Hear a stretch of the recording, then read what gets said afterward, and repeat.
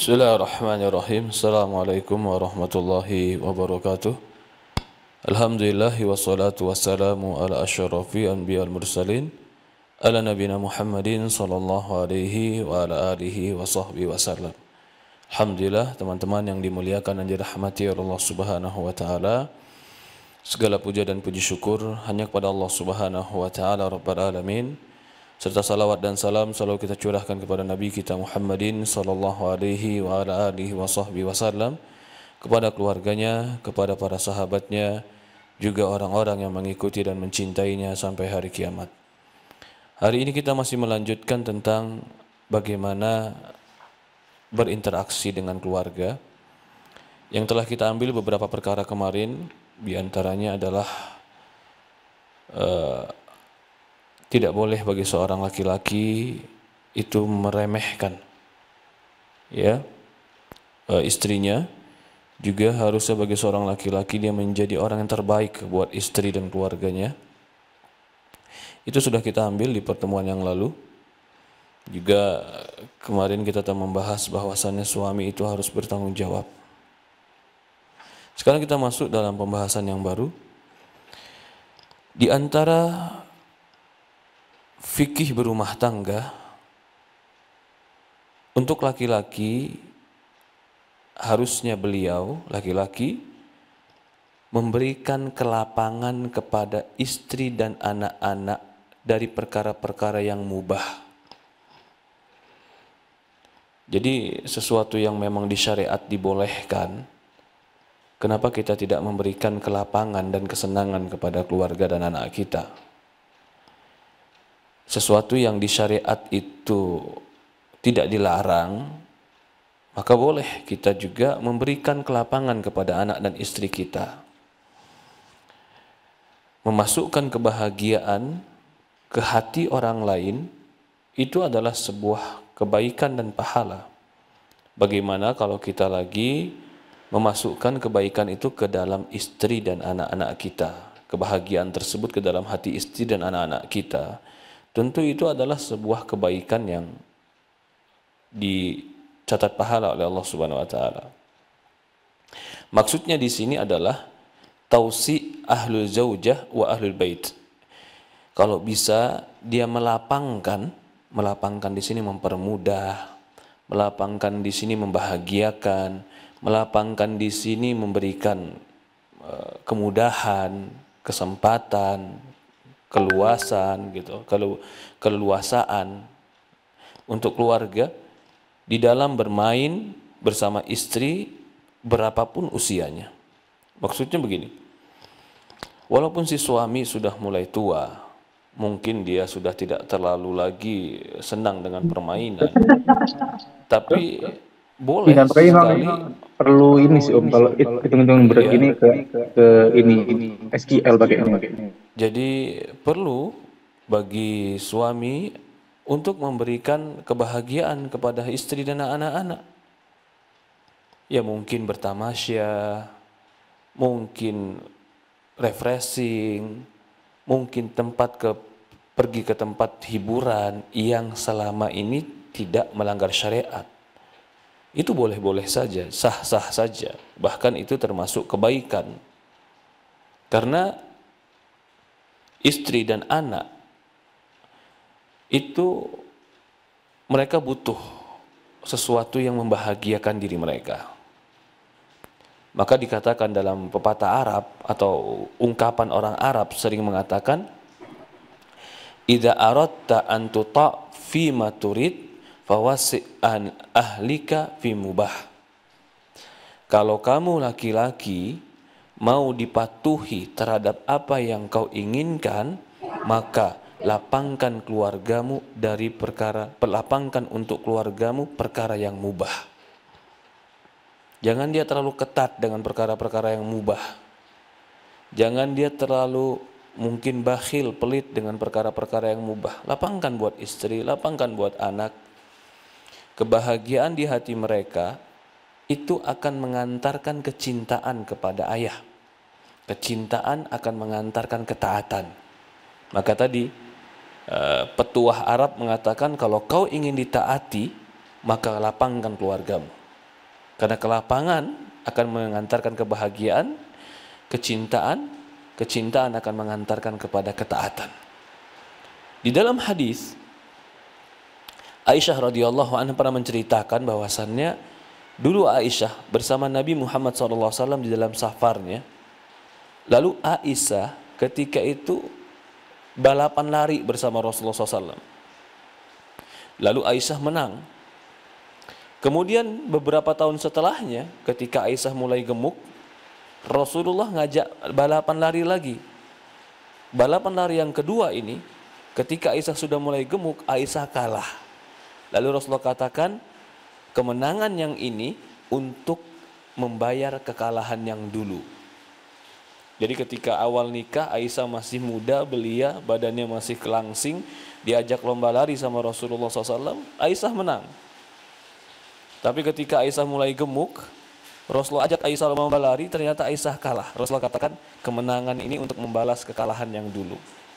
Bahkan dalam sebuah riwayat, Aisyah berkata, suatu hari kami pergi safar, dan ketika itu aku masih pemudi yang belum gemuk badanku. Maka ketika itu Rasulullah berkata kepada pasukannya, wahai pasukan, jalan duluan ke depan. Jadi Rasulullah SAW melepas diri dari pasukan. Dia ingin berdua saja dengan Aisyah. Lalu Rasulullah SAW perintahkan mereka untuk pasukan tadi untuk jalan duluan agar tidak melihat Rasulullah SAW bersama Aisyah ingin lomba lari. Ya, ini juga adab Rasulullah. Dia tidak mau istrinya menjadi tontonan ketika berlari. Lalu Aisyah berlari bersama Rasulullah, ternyata Rasulullah kalah. Karena ketika itu Aisyah masih muda. Nah, ini menjadi dalil bahwasannya bagaimana cara Rasulullah SAW menghibur dan membahagiakan hati pasangannya. Walaupun mungkin, bayangkan Rasulullah ketika itu, ya, itu di usia sudah 50 tahun lebih. Aisyah waktu itu di usia belasan tahun. Tapi Rasulullah tahu bahwasannya Aisyah ini umur belasan, dia butuh lomba lari seperti ini. Walaupun di sisi Rasulullah yang sudah beranjak 50 tahun, lomba lari itu bukan sesuatu yang harus dilakukan oleh orang umur 50 tahun. Yang menjadi pelajaran adalah kadang-kadang kita mengimbangi pasangan kita untuk membahagiakan dan mengikuti apa yang dia inginkan. Itu namanya tausiah, melapangkan. Selama itu tidak haram, ikuti. Menghibur dia, walaupun mungkin kelihatan seperti bermain-main. Yang menjadi pelajaran berikutnya di sini juga bukan berarti kita pun harus lomba lari dengan istri kita, bukan. Karena ini semua tergantung kebutuhan. Mungkin kita bisa sesekali naik gunung dengan dia, kalau memang itu menjadi kesenangan dia, melihat pemandangan alam. Atau mungkin bisa sesekali kita jalan di pinggir pantai dengan dia, sambil menikmati keindahan alam. Menghiburnya, memberikan kemudahan dan kelapangan di hati anak dan istri, itu akan melahirkan kecintaan, kepatuhan, ketaatan, dan kenangan yang indah. Ini termasuk adab di dalam berumah tangga yang dianjurkan.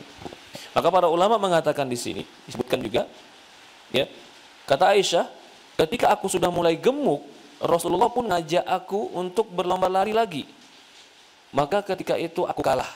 Ternyata Rasulullah mengajak Aisyah lomba lari enggak sekali. Kalau mungkin tadi dikatakan ketika Aisyah muda, badannya masih langsing, diajak lomba lari, mungkin orang akan mengatakan, ya mungkin awal nikah, Ustaz. Ternyata Aisyah diajak lomba lari pun ketika badannya sudah mulai berubah gemuk.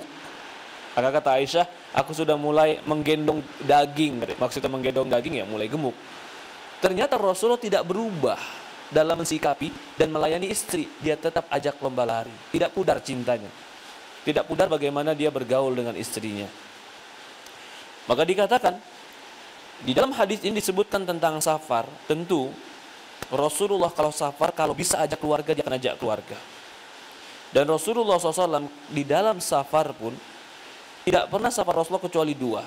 Yang pertama safar perang, yang kedua safar Rasulullah SAW itu untuk haji atau umroh. Dan Rasulullah SAW selalu mengajak istrinya untuk safar. Lalu Rasulullah SAW memerintahkan kepada pasukan untuk jalan duluan, agar mereka bisa di belakang di belakang pasukan berlomba lari bersama Aisyah radhiyallahu anha. Iya. Di sini menunjukkan juga menghibur keluarga dengan healing, orang bilang sekarang, itu menjadi kenangan yang nggak terlupakan. Karena Aisyah menceritakan hadis ini setelah Rasulullah meninggal. Jadi menjadikan kenangan-kenangan indah di dalam diri itu baik dalam rumah tangga. Jadi ayah jangan terlalu kaku. Pulang ke rumah, pulang, tidur, habis itu besok kerja, pulang ke rumah, tidur lagi, main HP sendiri, habis itu nonton sendiri, nggak pernah main sana, nggak pernah main sama istri, nggak pernah melakukan perkara-perkara yang menyebabkan keharmonisan, cintaan, kebahagiaan. Boleh kok. Boleh untuk saling memberikan hiburan, boleh saling bermain. Dalam riwayat lain nanti kita akan baca juga mungkin di sini. Ya. Dalam riwayat lain kata Aisyah, aku melihat Nabi SAW menutupi aku dengan ridanya. Dengan rida itu pakaian atas seperti pakaian ihram. Aku ketika itu, ini kisah yang lain, aku ketika itu nonton orang-orang Ethiopia yang sedang bermain gulat di dalam masjid. Ini kisah lain. Jadi ketika itu hari raya, Rasulullah SAW mengizinkan kepada sebagian orang-orang Ethiopia menghibur diri dengan bergulat. Dan ini hiburan. Rasulullah pernah bergulat dengan Umar bin Khattab. Kalau kita lihat juga di sini, kita lihat juga menjadi sebuah pelajaran bahwasannya Rasulullah mengizinkan Aisyah melihat laki-laki yang bergulat, tetapi bukan gulat yang pukul wajah ya. Gulat di sini cuma saling menjatuhkan. Bukan gulat yang melukai, bukan. Kalau gulat yang melukai, memukul wajah atau sampai mematahkan gigi, itu tidak dibenarkan dalam Islam. Tapi kalau gulat saling memeluk kemudian menjatuhkan, setelah itu selesai, itu gulat yang dibolehkan. Rasulullah pernah gulat seperti itu. Karena itu termasuk salah satu cara memperkuat fisik untuk melawan musuh. Termasuk tadi lari. Rasulullah SAW lari itu karena memang itu salah satu cara memperkuat fisik ketika perang. Jadi bentuk permainannya Rasulullah SAW itu rata-rata tetap mengantarkan kepada hal-hal yang positif dan baik.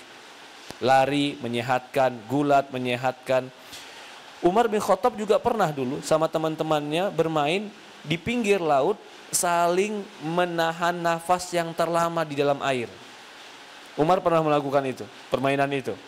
Ini pun sama, adalah permainan-permainan yang mungkin terlihat bermain tapi ada nilai positif untuk kesehatan. Jadi kalau kita bermain dengan keluarga, kalau bisa bermainlah dengan permainan-permainan yang bukan hanya sekedar bermain tapi ada nilai positif buat kesehatan.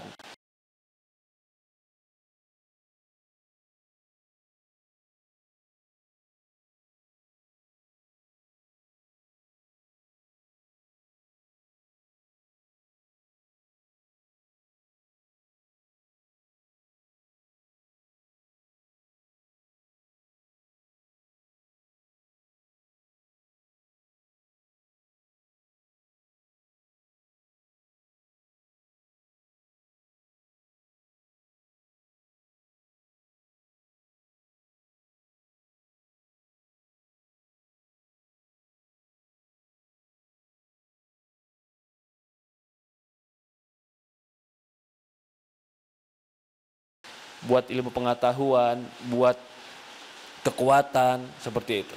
Nah, ketika Aisyah nonton budak sedang bermain, kata Aisyah, Rasulullah SAW menutupi aku dengan rida. Rida itu pakaian atas yang besar untuk umroh, selendang lah ya, selendang. Tapi Aisyah bisa melihat kepada orang-orang Ethiopia yang sedang bergulat tadi. Maka katanya, hatta ka'ani allati as'um. Sampai ketika itu aku merasa nonton itu sampai bosan, udah bosan aku nontonnya. Jadi bukan sebentar. Kata Aisyah, ketika itu juga aku adalah seorang gadis belia yang masih suka bermain. Nih, luar biasanya baginda Rasulullah SAW. Dia menikahi Aisyah yang jauh terpaut umur dengan dia, tapi dia tetap mengimbangi bagaimana keinginan istrinya dalam kebahagiaan selama tidak perkara yang haram. Dalam sebuah riwayat, Ketika Aisyah melihat orang-orang Ethiopia ini bermain dan dia ditutupkan dengan selendang Rasulullah, dia berada di belakang Rasulullah. Dia naik di belakang Rasulullah SAW, dia letakkan dahunya itu di pundak Rasulullah, sambil dia tempelkan pipinya di pipi Rasulullah untuk melihat orang Ethiopia atau Habasyah tadi sedang bergulat. Rasulullah sampai bertanya, Aisyah udah belum lihatnya? Kata Aisyah, belum, aku masih mau lihat. Rasulullah biarkan sampai Aisyah betul-betul merasa bosan. Dalam sebuah riwayat dikatakan, sebenarnya aku sudah bosan, tapi aku tetap berada di pundak Rasulullah dan menempelkan pipiku dengan pipi Rasulullah SAW. Ya subhanallah, betapa romantisnya Rasulullah SAW dengan istrinya.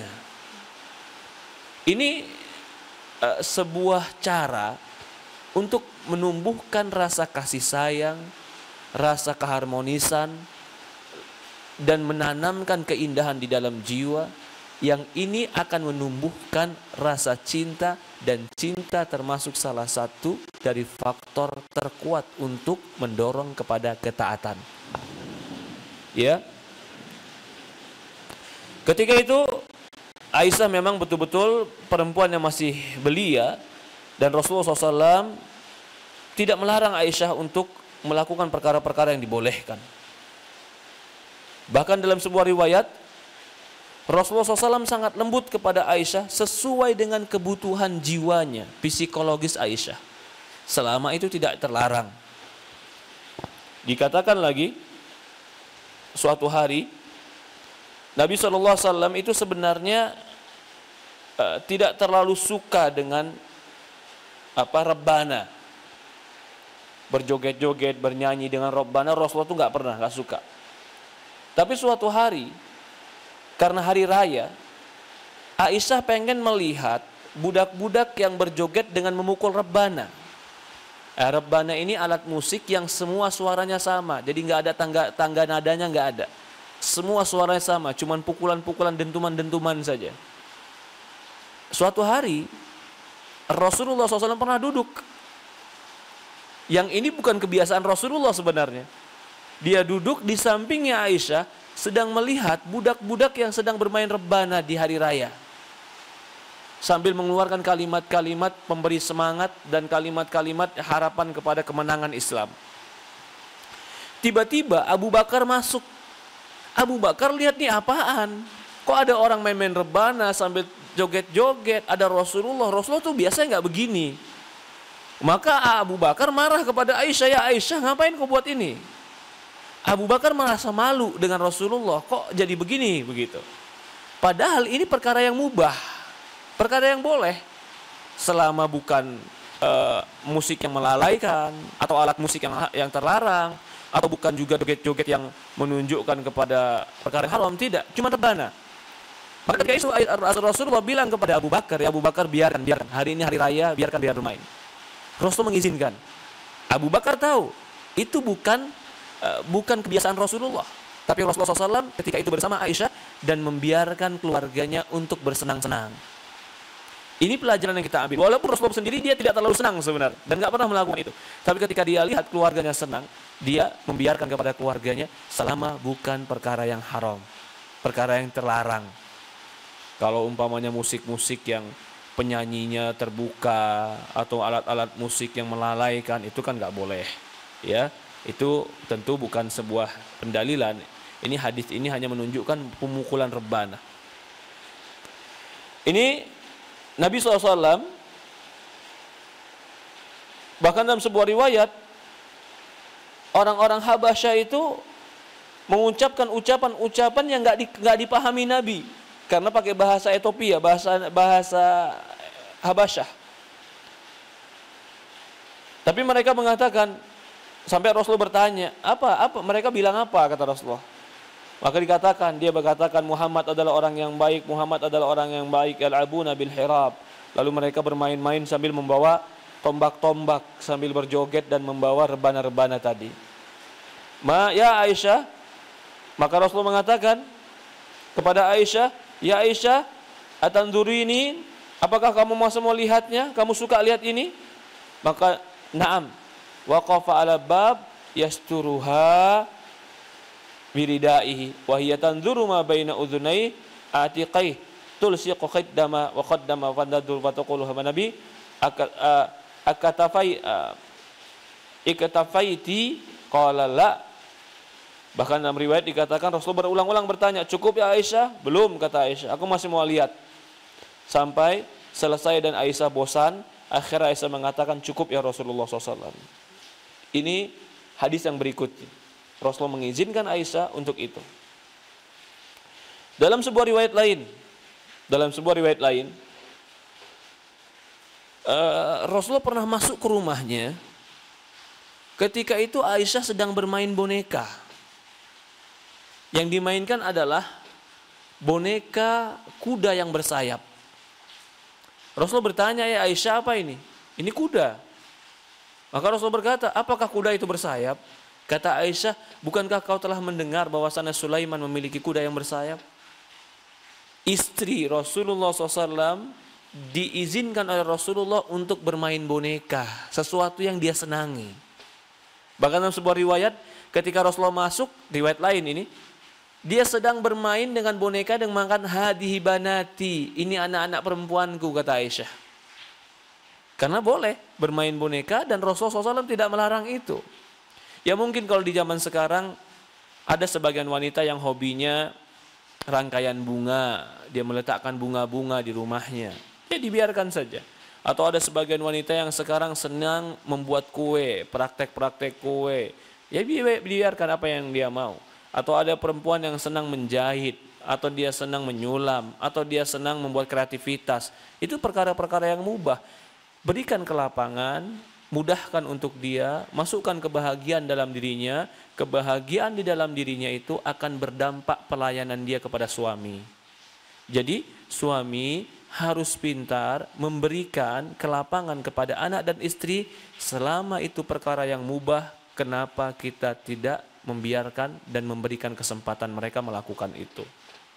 Rasulullah SAW memberikan kesempatan itu kepada istri-istrinya, kepada Aisyah. Bahkan beberapa momen, dari mulai dia berlomba lari, dari mulai menonton Habasyah yang bergulat, dari mulai menonton budak-budak yang bermain robbana, dari mulai Aisyah radhiyallahu anha bermain dengan bonekanya. Bahkan suatu hari ketika Rasulullah SAW sedang ingin masuk ke rumahnya, ketika itu Aisyah sedang main bersama Asma. Asma ini adiknya Aisyah, Asma binti Abu Bakar juga. Tapi ketika itu Asma karena merasa masih agak kecil, baru mulai mau besar, jilbabnya terbuka, lehernya agak terbuka. Maka ketika itu Rasulullah SAW mengajari kepada Asma, ya Asma, perempuan itu harus menutup auratnya kecuali wajah dan telapak tangan. Itu kejadiannya sebenarnya Asma sedang bermain dengan Aisyah radhiyallahu anha dan Rasulullah SAW mengabarkan itu kepada Asma. Ini termasuk akhlak baginda Nabi Muhammad SAW di dalam rumah tangga. Kalau mungkin sekarang ya ada urf kebiasaan, kalau memang punya kelapangan ajak keluarga makan, silahkan makan bersama, atau mungkin menikmati alam bersama, atau mungkin itu bukan perkara yang terlarang dalam Islam. Bahkan kalau kita melihat dalam hadis-hadis ini, itu salah satu di dalam rumah tangga Rasulullah yang Rasulullah masukkan kebahagiaan kepada istri-istrinya. Dan ini harusnya menjadi contoh bagaimana karakteristik Rasulullah SAW memasukkan kebahagiaan. Walaupun dia belum tentu senang, Rasulullah sendiri belum tentu senang dengan rebananya orang-orang budak tadi, karena Rasulullah nggak pernah melakukan itu. Tapi karena itu perkara yang mubah dan istrinya mau melihat, Rasulullah SAW mengalah. Sampai Rasulullah bertanya beberapa kali, cukup belum? Belum. Sampai Aisyah mengatakan, ketika aku sudah mulai bosan baru aku pulang, kata Aisyah radhiyallahu anha. Di zaman ini sangat penting juga. Apalagi di zaman yang mungkin sekarang kita penuh dengan kesibukan. Di hari-hari weekday kita sibuk dengan pekerjaan, atau mungkin pulang malam, pulang sore, tidak sempat bertemu dan bermain dengan anak-anak. Sempatkan waktu weekend kita sesekali, 2 minggu sekali, ada waktu luang. Bawa anak istri kita bersama-sama apa yang mereka suka. Selama itu perkara yang mubah, maka itu tidak mengapa. Itu malah termasuk satu-satu yang dianjurkan. Ini termasuk salah satu daripada fikih di dalam rumah tangga. Jadi nggak selamanya rumah tangga itu harus hafal Quran, harus sholat. Ya bagus, sholat, hafal Quran bagus. Tapi bermain pun boleh. Bermain olahraga, bermain mana, bermain kuda, berenang, atau mungkin naik gunung, atau mungkin lari, olahraga, jogging. Itu boleh-boleh saja. Dan itu termasuk salah satu olahraga yang memperkuat fisik. Allahu alam, ini yang kita ambil di hari ini. Kalau bisa, mudahkan keluargamu, berikanlah mereka kemudahan. Maka tadi kita simpulkan dengan pepatah Arab, kalau kau ingin ditaati dari segala urusanmu, maka masukkanlah dan berikanlah kebahagiaan dan kelapangan ke dalam istri dan anakmu.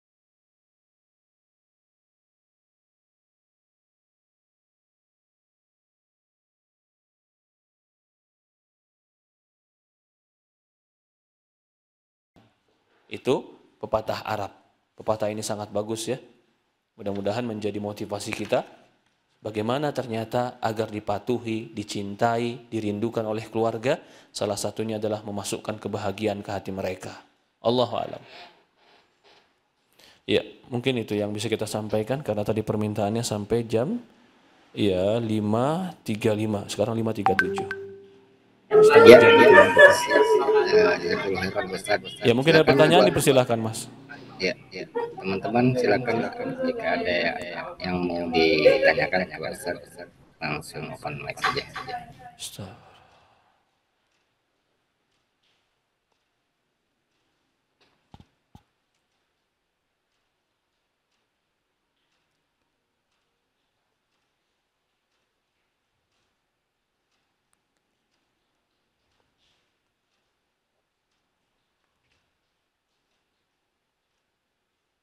Tidak ada? Astagfirullahaladzim. Setelah ini adalah pembahasan bagaimana interaksi seorang laki-laki di rumah, yaitu yatazayyan rajul limro'atihi bima yaliku birrijal. Laki-laki di rumah juga perlu bersolek, ya sesuai dengan kelaki-lakiannya begitu. Jadi ini juga penting, nanti kita akan bawakan dalil-dalilnya. Jadi begitu pulang ke rumah, kadang-kadang kita sebagai laki-laki mandi males begitu ya. Atau penampilan gak dijaga. Padahal muamalah Islam, nanti kita akan bawakan hadisnya. Rasulullah setiap mau masuk ke rumah istrinya, dia sikat gigi dulu. Rasulullah berpenampilan baik di hadapan istri-istrinya. Dan itu termasuk sunnahnya baginda Rasulullah SAW. Allahu alam. Ya, mungkin ada pertanyaan, silahkan. Ini ada pertanyaan dari satu teman kita di Sulawesi Tengah, Ustaz. Apa hukumnya nonton sama pasangan suami atau istri di bioskop, Ustaz? Mungkin sama sih, mirip juga pertanyaan kemarin sempat juga saya ditanya gitu sama anak saya. Kapan nih kita nonton ke bioskop gitu? Aku belum pernah nih nonton ke bioskop gitu. Nah, mungkin senada nih saya kayaknya nih sama dengan itu ini. Siap. Begini ya, nonton di bioskop sebenarnya berdua dengan pasangan, kalau dari itu isunya nggak ada masalah. Cuman yang menjadi masalah ini adalah apa yang kita tonton.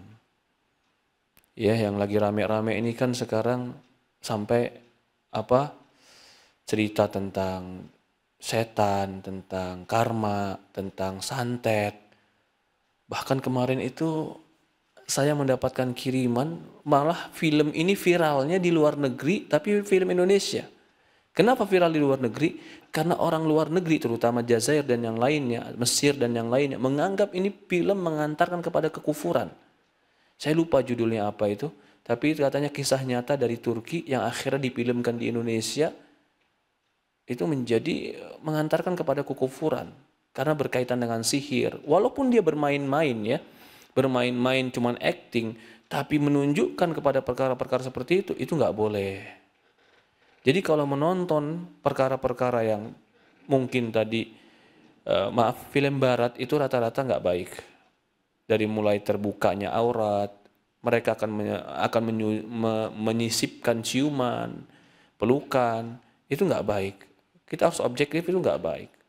Betul, kita harus membahagiakan istri kita, memberikan kelapangan, tapi kita nggak boleh memasukkan tadi kisah-kisah yang menakutkan, ya, karma, atau ya perkara-perkara yang merusak akidah. Merusak akidah. Kan cerita tentang mayit hidup kan merusak akidah. Dalam Islam nggak ada seperti itu. Itu semua seperti kemarin juga, kisah yang diangkat dari kisah nyata seorang wanita yang dibunuh bersama pacarnya, bersama geng motor. Itu sebenarnya harus dikoreksi film ini. Apakah betul yang berbicara kepada masuk dalam ruh keluarganya itu adalah si arwah atau itu jin? Di dalam Islam itu sebenarnya jin. Tidak mungkin arwah itu bisa gentayangan. Tidak bisa. Loh, kenapa kok jin bisa cerita? Jin itu dia bisa menyaksikan kejadian. Bisa menyaksikan. Yang kita nggak tahu dia hadir di situ. Tapi untuk mempermainkan akidah kita, dia masuk menjelma seolah-olah dialah yang terbunuh. Itu bohong. Kemana malaikat kubur? Kemana siksa dan nikmat kubur kalau dia bisa pergi pulang ke rumahnya? Intinya, film-film yang merusak akidah, merusak moral, hanya sekedar hiburan, ini harus dijauhkan. Tidak benar. Tapi kalau film-film yang memberikan wawasan, pendidikan, pengetahuan sejarah, ini silahkan. Silahkan seperti itu. Kalau itu memang dokumenter ya, dokumentasi berupa pengetahuan, itu silahkan. Dan itu sangat baik sebenarnya. Allahu a'lam. Jazakallah Ustaz. Ya, Ustaz, nyambung dengan yang tadi Ustaz. Memang agak susah ya memang ke film tadi ya sebutkan yang barat itu memang kebiasaan mereka juga merusak. Kadang yang mungkin bagi saya sering itu adalah yang murah meriah gitu, Ustaz. Biasanya mengajak ke kolam renang misalkan gitu ya, berenang. Tapi bermasalahnya kolam renang itu kan buka aurat juga gitu ya.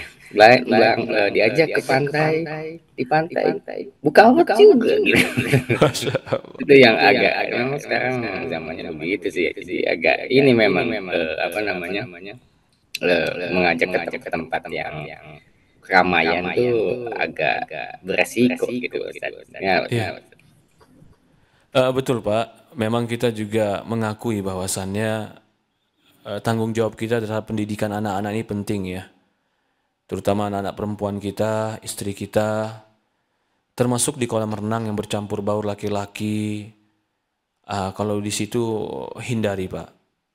Ya mungkin kalau kita butuh berenang silahkan. Kalau Allah mudahkan rizki kita sewa villa untuk keluarga penuh semuanya satu malam yang ada kolam renangnya, mungkin itu lebih baik, seperti itu. Ya, kita sisihkan kemampuan kita untuk di situ, itu baik. Atau mungkin sesekali, sekarang sudah banyak tempat-tempat camping keluarga yang di situ nanti kita bisa menjaga keluarga kita saja gitu ya. Itu juga lebih baik. Jadi memang tadi masukkan kebahagiaan ke hati mereka tetap dalam poin perkara yang mubah, bukan perkara yang akhirnya menjerumuskan kepada kesalahan. Berenang itu hukum asalnya adalah mubah, bahkan sebagian mengatakan berenang itu adalah sunnah karena memperkuat diri. Memanah itu adalah sunnah, berkuda itu adalah sunnah. Ya, berlari Rasulullah SAW berlomba lari dengan Aisyah. Jadi di sini tugas kita juga sebagai ayah untuk memilah dan memilih sesuatu yang paling bermanfaat untuk keluarga kita. Tapi yang pasti insya Allah banyak kegiatan-kegiatan yang bisa kita pilih untuk memberikan kebahagiaan kepada mereka. Allahu a'lam. Siap, jazakallah Ustaz. Ada satu pertanyaan lagi mungkin Ustaz ini dari Mas Jafon. Pertanyaannya adalah banyak wanita suka menonton drama Korea. Bagaimana menasihatinya Ustaz? Pertanyaannya bagaimana Mas? Maaf tidak kedengaran.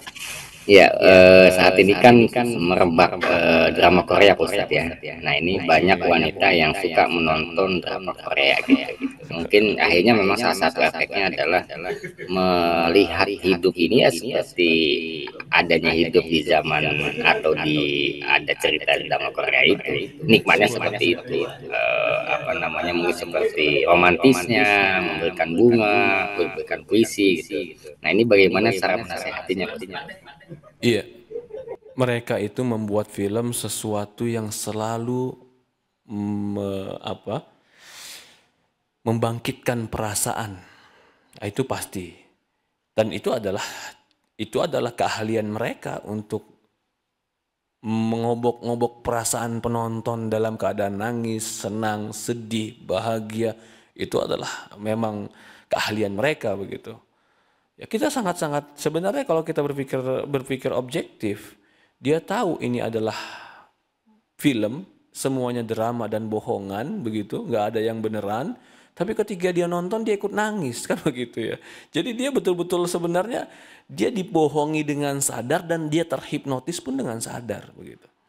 Nah, itu memang keahlian pembuat film untuk secara visual dan audio dan semua yang ada di situ menjadi satu yang akan mengobok-ngobok perasaan.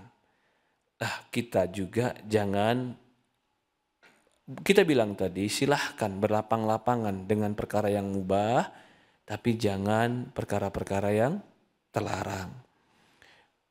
Termasuk drama Korea, berpacaran, berpelukan dengan bukan mahram, itu nggak boleh.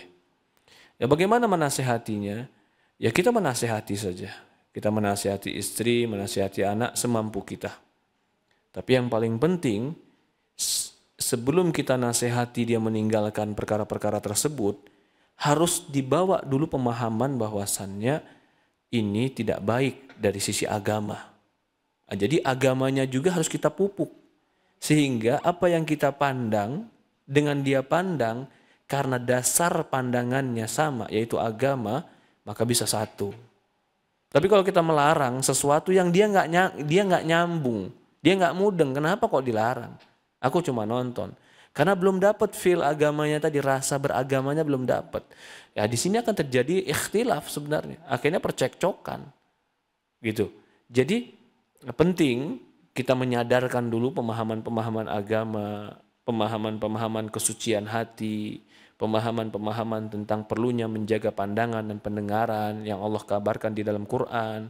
Setelah itu baru kita kabarkan tidak perlu menonton yang seperti itu, yang bisa merusak hati terutama, merusak pikiran, merusak cara berpikir tadi. Akhirnya mempunyai standar yang berbeda dalam romantise atau memiliki standar yang berbeda dalam kasih sayang.